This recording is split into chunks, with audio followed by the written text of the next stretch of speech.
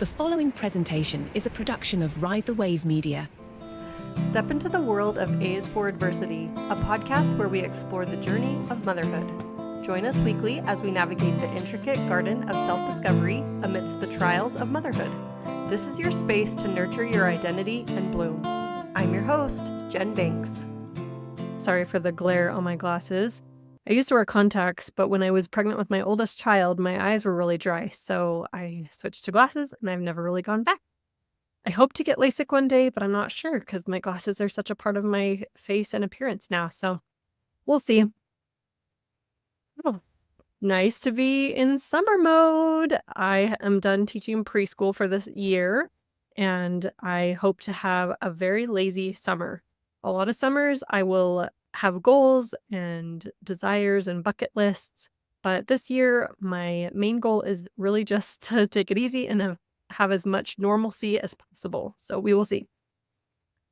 I am excited to bring you this week's episode. I'm going to be talking about lessons I've learned through podcasting.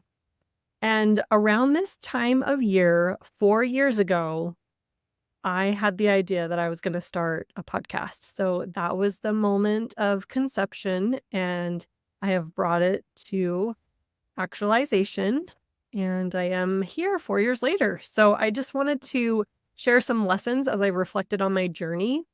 And especially as I move into my rebrand, I am rebranding to Let Yourself Bloom with my book coming out in August.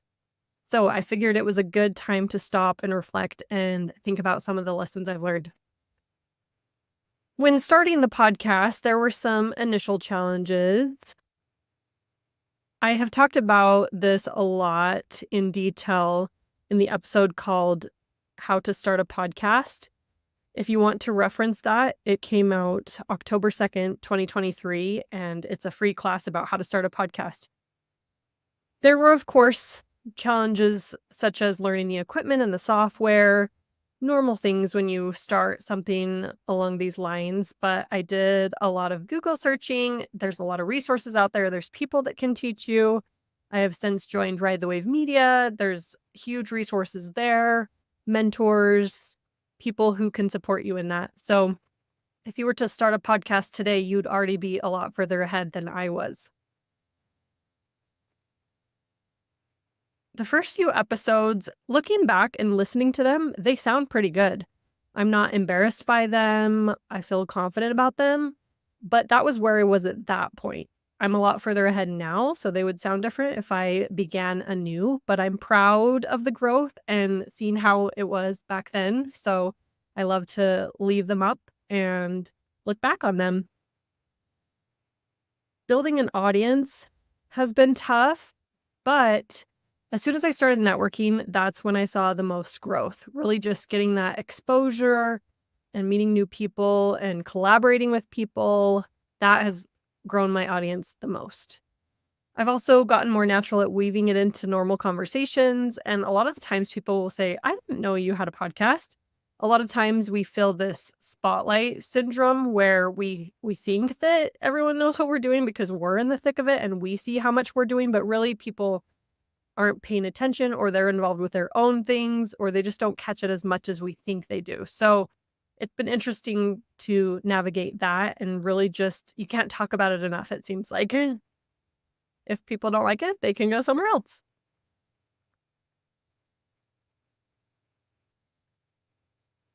I haven't been very good at telling you what sections I'm talking about, but that was starting the podcast. Next is content creation and evolution. Developing content, it's a lot like social media. I feel like once you have an idea of what you want to post or your content flavor, things become more relevant. You're aware of things, you notice things, and as long as you have a place to capture those ideas, they'll keep flowing. I feel like I have just a running notes app in my phone of episode ideas or guest ideas. What you focus on expands. So the more you can tune into what your message is, the more you'll find relevant content to go along with that. As far as finding topics and guests, really just finding those who resonate and not being ashamed or embarrassed or what's the word? self-conscious about who you invite on or who you don't, it's important to have a filter, because in the beginning, I kind of just said, oh yeah, I'll just have anyone who wants to be on my podcast guest. But as time went on, I realized that they weren't the most aligned or in tune with what I wanted my podcast to be. So it's okay to be picky, and it feels a little scary because you wonder if you'll have guests. But again, the more you look for it, the more you'll find it. I'm still working on evolving my format a little bit. Because of the nature of my podcast, it was almost like anything goes. And so it was a little too flexible. I'd love to have more of a structure moving forward, especially with predictability. Your audience kind of relies on what they know they can expect, and not in such a rigid, scripted way, but more in just a general, this is my podcast and this is what I'm about. And this goes along with how my podcast has changed over the years. It's changed from season to season and as a whole. My motives have changed, my confidence has changed, and my message has changed.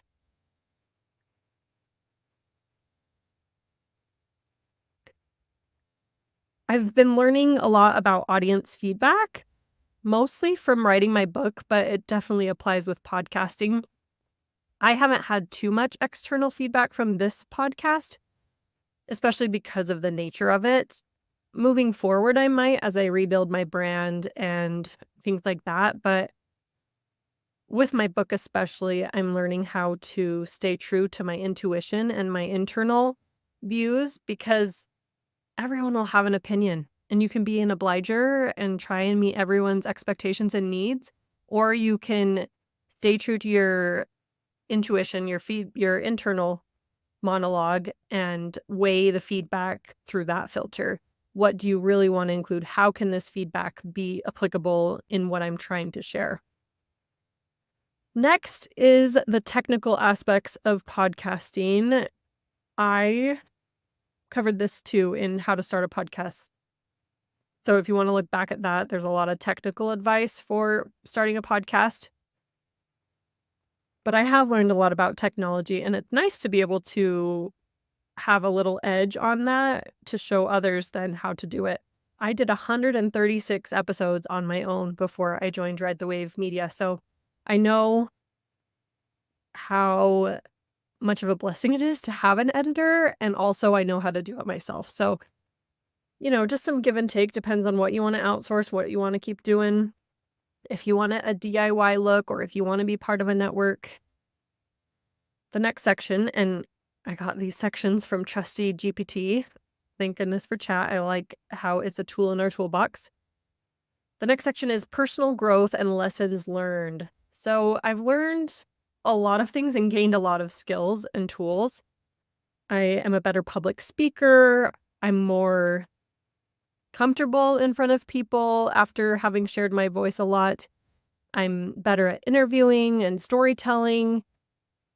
A lot of things you just have to practice in order to get better at them, and this has been my platform to practice. So I tell people that this is my practice podcast, and if it benefited no one else, it benefited me. So I'm grateful for the opportunity to have practiced speaking, finding my voice, sharing my voice, learning about myself through podcasting. I've learned that I can talk, I can be consistent, and I can do hard things. It's been a challenge to be consistent every week, especially if there's one week that I don't really want to release an episode, or I haven't released it or prepared it ahead of time. That's kind of a challenge, but it always comes together.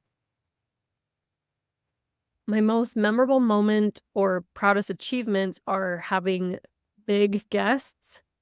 There's such a good community in the podcast world. I feel like there are so many people who are generous and just willing to pay it forward. You're on each other's shows and you allow others to be a guest, and just giving people a chance. I feel like some people are too booked or too busy to even reply to your messages, but those who take the time to do it, it really speaks a lot. The big guests that I've had are Kodiak Cakes, Matthew Dix, author and storyteller, Rachel Nielsen from the 3 and 30 podcast, Jody Moore from the Better Than Happy podcast, and Jennifer Finlayson Fife, LDS sex therapist. It's just so humbling to have had them on my show and been able to talk to them. And I understand that a lot of people are vying for their attention, but when they give it to you, it's so impactful and meaningful. And yeah, I'm really grateful for that. What else I've learned is I've started to have my own personal brand, my brand with a business. I created my first logo with this podcast. I claimed my power and authority, credibility. You can just say that you're something. And as long as you own it and you're confident, you can be that person. There is no imposter syndrome. There is no, you have to get to this place in order to be this type of advisor. You can do it. If you've learned in life and you cause other people to feel what you felt or learn what you learned, and then you end it with the moral of the story and how you incorporate it into your life, that becomes your personal experience, and that is a credible source. The next section, I think we have 3 more. Advice for new podcasters, what I wish I had known when I started. I wish I had known my niche when I started and my purposes. I mostly started this as a hobby with no real goal in the end, no end goal. And people who start with one learn certain lessons much faster. And it just comes down to your intention. What is your intention with starting a podcast if that's your choice and your path? You don't have to, certainly. But if you want to put your voice out there, do it. It's a great way to have a time capsule, like I mentioned in the last episode, or just practice your voice or put your message out there. Nobody is going to say there's too many books, too many podcast episodes. We need to stop. It's just we can put our voice out there while we want to. We're in a very blessed, privileged community to be able to share our voices in that way. So if you want to start a podcast, I highly recommend it. Common mistakes to avoid. I have done pity parties on this podcast before. I would avoid that. But you also want to be authentic. So finding ways to be authentic while not dragging everyone down. And then again, you don't really want it scripted or the same every time. People will get bored. Even if you switch up the questions, but they're similar or in the same way, or you do the same segments over and over, it can kind of get rote. But if you have an overall general format, an overall general purpose, then you can have some flexibility within that. So how to stay motivated and consistent. Follow through. Give yourself a deadline or a milepost. If you feel like a podcast is too big, you can say, oh, I'll just do it for 2 months and see how it goes. Or I'll do 6 episodes and then reevaluate. I feel like that's more attainable. And then you can see how it feels, see if you like it, and just enjoy the process. Be happy now. Don't feel like you have to wait until you've accomplished a certain goal to be happy. Just enjoy the ride. Future plans. So next episode will actually be my last episode for A is for Adversity. I wrestled with this for a while because I was trying to go all the way to the letter Z. And I realized that that wasn't a fit anymore. And I'm giving myself permission to stop in the middle of the alphabet. Next episode will be the second L, and it will be called Let Yourself Bloom, my rebrand. And I'll share about the rebrand. I'll share a little bit about what that's going to look like. And then that'll be the end of this podcast. It'll be available in the archives, but you will be able to follow me in my new podcast there. Those are the lessons I've learned podcasting these past 4 years. I want to thank you as the audience for being a loyal listener and for your support over these past few years. I would love to hear from you. If you want to send me a message on Instagram, I'd love to hear your thoughts, your questions, your feedback at A is for Adversity on Instagram. That will be my same account when I rebrand to Let Yourself Bloom. So be sure to follow for branding updates, book updates, all the things. Thank you as always to Blaine from Ride the Wave Media for the production of this podcast. If you would like to join the podcast network and start your own podcast, reach out to us at ridethewave.media. And I hope you have a great rest of your summer. I will talk to you next week. See ya.